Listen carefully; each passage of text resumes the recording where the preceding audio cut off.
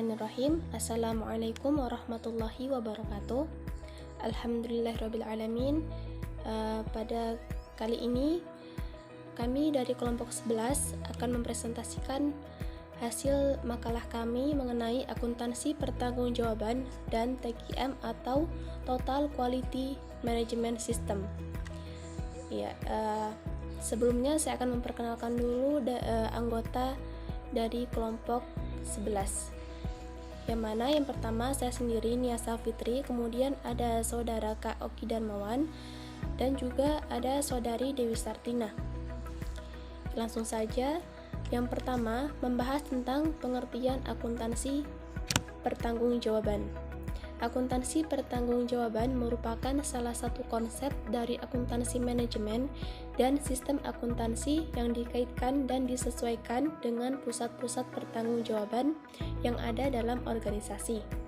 Istilah akuntansi pertanggungjawaban ini akan mengarah pada proses akuntansi yang melaporkan sampai bagaimana baiknya manajer pusat pertanggungjawaban dapat memanage pekerjaan yang langsung di bawah pengawasannya dan yang merupakan tanggung jawabnya, atau suatu sistem yang mengukur rencana dan tindakan dari setiap pusat pertanggungjawaban.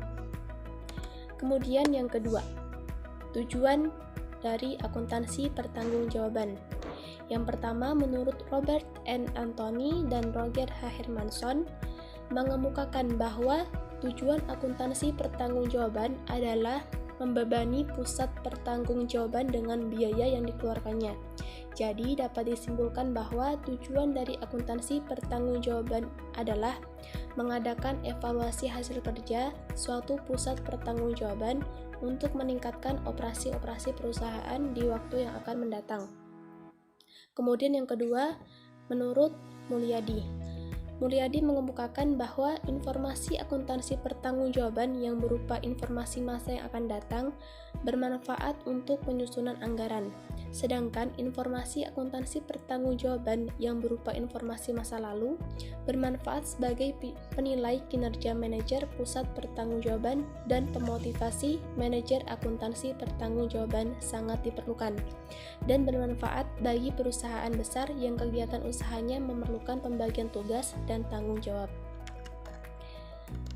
Itulah materi yang saya paparkan. Kemudian materi selanjutnya akan dipaparkan oleh saudari Dewi Sartina. Assalamualaikum warahmatullahi wabarakatuh. Baik, langsung saja pada materi selanjutnya, yaitu pengertian TQM atau Total Quality Management System.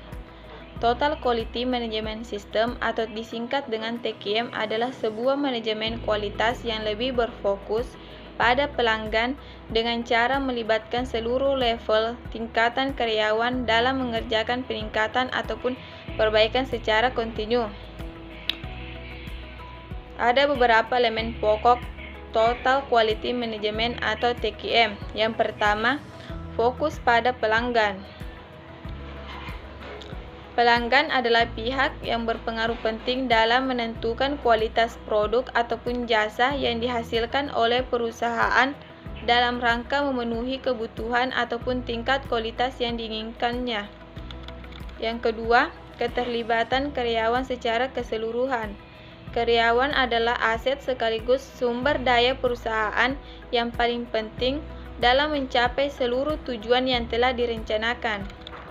Yang ketiga, pemusatan perhatian pada proses.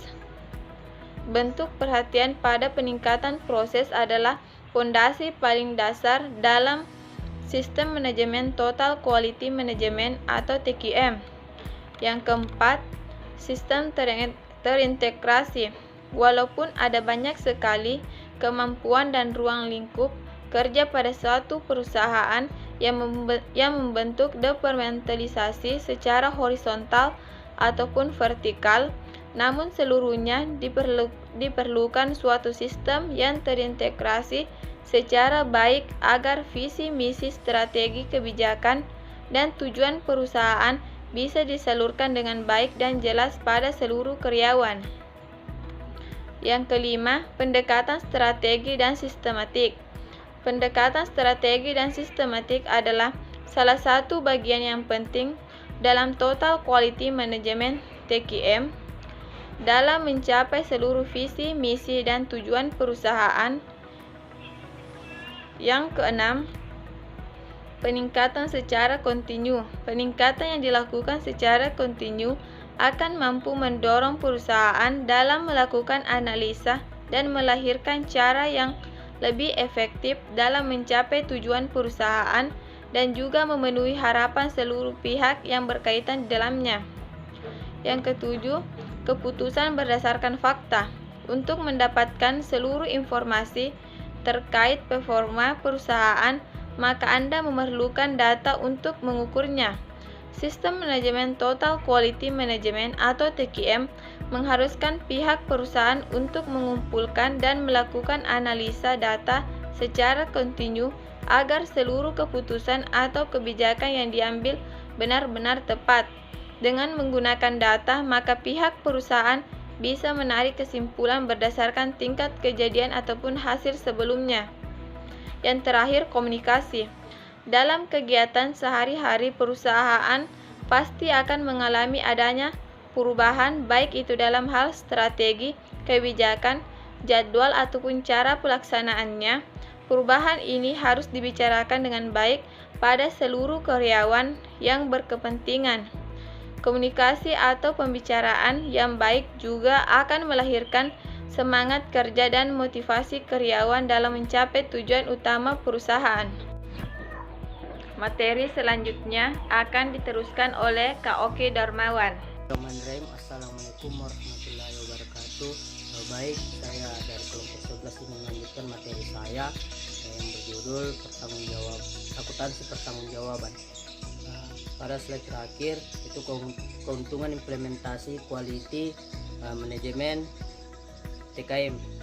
Ada beberapa di sini mengenai keuntungan implementasi total quality manajemen TKM. Yang pertama, penghemat biaya.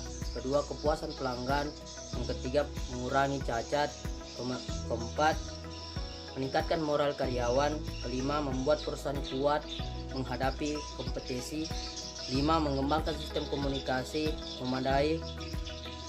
Yang terakhir, progres yang selalu ditinjau. Sekian dari saya. Assalamualaikum warahmatullahi wabarakatuh.